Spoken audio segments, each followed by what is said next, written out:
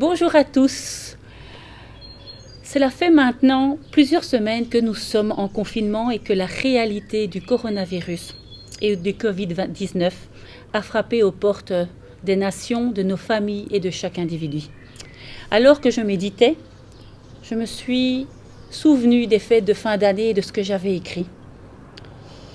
Alors que minuit arrive et que nous allons nous souhaiter une bonne année, nous nous sommes toujours souhaités plus de bonheur, plus de paix, une bonne santé et pour certains plus d'argent. Mais en général, nous souhaitons une meilleure année que la précédente, s'attendant toujours à plus de tranquillité et de facilité. Mais si nous sommes réalistes, les années ne sont pas meilleures, en tout cas au point de vue humain. Je m'explique. Les circonstances du monde ne vont pas par un coup de baguette magique changer à minuit de l'an 2020.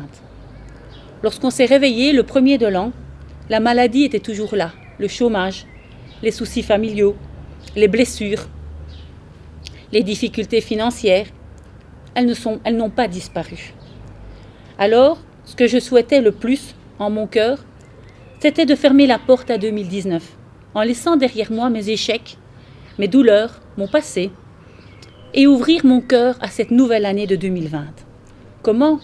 En pardonnant, en aimant, en décidant de laisser Dieu au contrôle de ma vie familiale, professionnelle, spirituelle et aussi dans le ministère à l'Église. Ne me le rends pas, cette année ne sera pas plus facile. Mais elle sera remplie d'amour, de grâce, de pardon, de sa paix et de sa puissance dans ma vie. Mon souhait pour cette année, me rapprocher toujours plus près de mon Seigneur, jour après jour, marchant fidèlement et allant de l'avant, être une source d'amour aussi, d'inspiration et d'influence pour mon entourage. J'étais quand même bien loin de m'imaginer ce que 2020 allait nous apporter. Je ne crois pas me tromper en affirmant que cette année 2020 sera dans nos mémoires comme une année de souffrance. Le deuil, les souffrances dans la maladie, les pertes financières, l'emploi, la fragilité mondiale, l'explosion des familles qui étaient déjà en souffrance.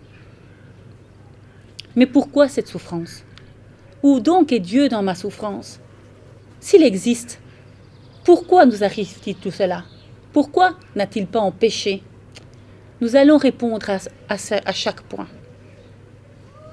Alors pourquoi la souffrance ? La souffrance, en fait, elle n'apparaît qu'après la chute. Dans Genèse au chapitre 3, verset 16, il dit à la femme « J'augmenterai la souffrance de tes grossesses. C'est dans la douleur que tu mettras des enfants au monde. » Avant ça, il n'y avait pas de souffrance. Et après, il n'y aura plus de souffrance. Apocalypse 21, au verset 4, « Il essuiera toute larme de leurs yeux. La mort ne sera plus. Il n'y aura plus ni deuil, ni cri, ni douleur, car ce qui existait avant a disparu. » La souffrance, elle est liée à notre condition sur la terre en tant que pécheurs.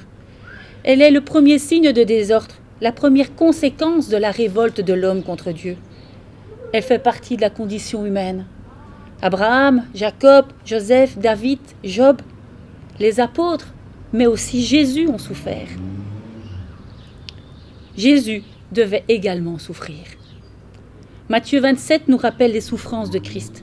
Accusé, humilié, injurié, torturé, trahi, abandonné, agonisant et crucifié, il a tout subi pour nous. Jean 3,16 « Car Dieu a tant aimé le monde qu'il a donné son Fils unique, afin que quiconque croit en lui ne meure pas, mais ait la vie éternelle. » La souffrance, elle est inévitable. Alors, vrai ou faux sur la souffrance ? Dieu n'a pas voulu la souffrance. Vrai ou faux ? Vrai. Nous venons de voir quelle est la conséquence du péché. Si Dieu existait, il n'y aurait pas de souffrance. Vrai ou faux ? Faux. Dieu nous laisse libres de nos propres choix et des conséquences. Nous avons retiré Dieu de nos pays, de nos gouvernements, de nos écoles, de nos maisons. Alors pourquoi serait-il fautif ? Si nous menons nos vies comme bon nous semble sans lui. Je suis chrétien, je lui appartiens, et obéis donc. Plus de souffrance. Vrai ou faux ? Là encore, c'est faux. Le premier épître de Pierre au chapitre 4, verset 1 nous dit « Ainsi donc, puisque Christ a souffert pour nous dans son corps, vous aussi, armez-vous de la même pensée. Celui qui a souffert dans son corps en a fini avec le péché, afin de ne plus vivre en suivant les désirs des hommes, mais la volonté de Dieu pendant le temps qu'il lui reste à vivre ici-bas. » Alors à quoi sert la souffrance ? La souffrance révèle ce qu'il y a dans notre cœur. Elle vient souvent de l'extérieur, mais nous révèle ce qu'il y a dans notre propre cœur. Sur notre capacité d'aimer, de pardonner, l'irritabilité, l'orgueil peuvent sommeiller au profond de nous, jusqu'il y a une nouvelle situation qui la réveille. C'est lorsque tout ne fonctionne pas comme on le souhaite que la souffrance s'exprime.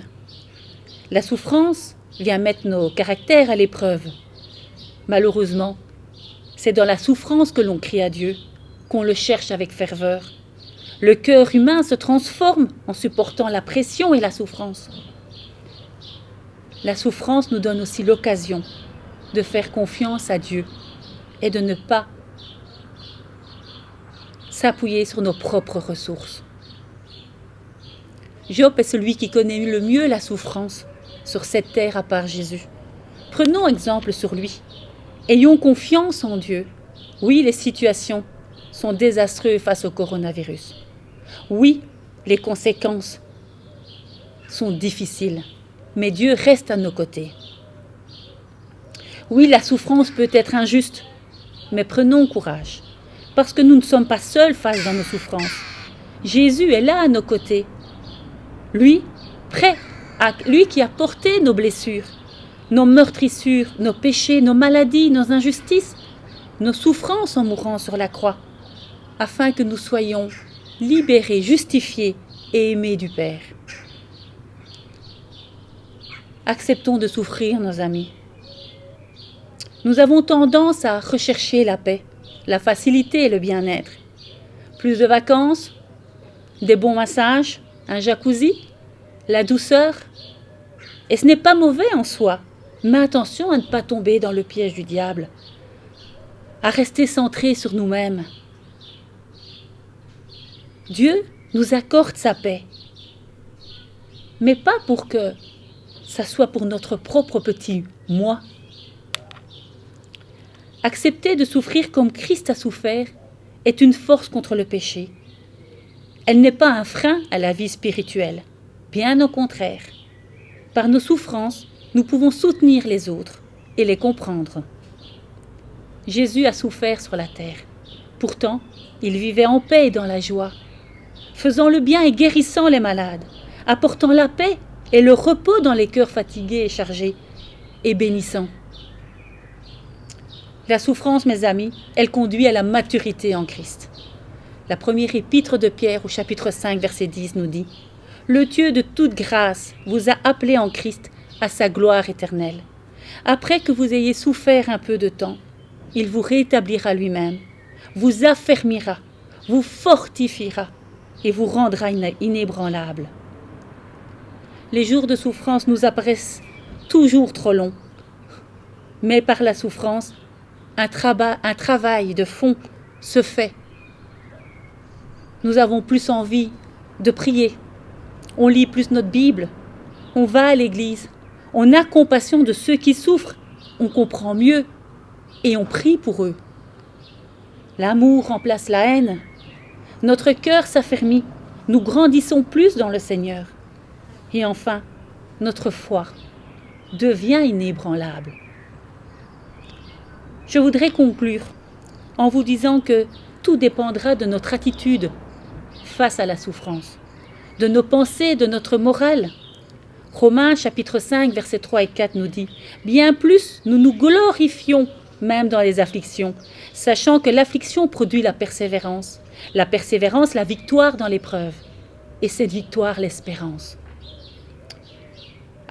Apocalypse au chapitre 2, verset 10 nous dit aussi « Ne redoute pas de ce que tu vas souffrir, sois fidèle jusqu'à la mort, et je te donnerai la couronne de vie. » 2 Timothée, chapitre 4, verset 5 « Mais toi, sois sobre en tout, supporte les souffrances, accomplis la tâche d'un évangéliste, remplis ton ministère. Je vous encourage, je nous encourage à tenir ferme. En ces temps particuliers, que Dieu puisse transformer nos vies, transformer ce mal en bien, dans nos cœurs, dans nos familles, dans l'Église. Dieu est là. Romains chapitre 5, versets 3 et 4. Bien plus, nous nous glorifions même à nos côtés, avec tendresse et amour. Il vient à notre rencontre et nous console dans les épreuves, car nos vies sont dans sa main. Dès lors, nous ne pouvons que nous décharger de tous nos soucis sur Dieu, qui prend soin de nous, car nous sommes faibles.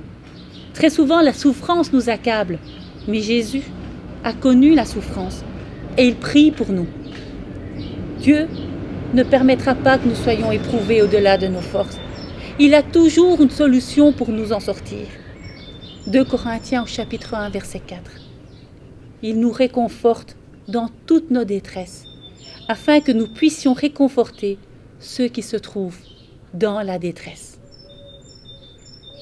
La parole de Dieu regorge d'enseignements sur la souffrance, son amour et son soutien. Je vous encourage à la méditer jour et nuit, de ne vous en détourner ni à gauche ni à droite. Soyez encouragés, fortifiés et surtout, ne restez pas seuls face à vos souffrances. N'hésitez pas à venir vers nous, même si nous sommes séparés de corps. Nos cœurs restent, eux, tout près de vous. À bientôt mes bien-aimés. Soyez bénis.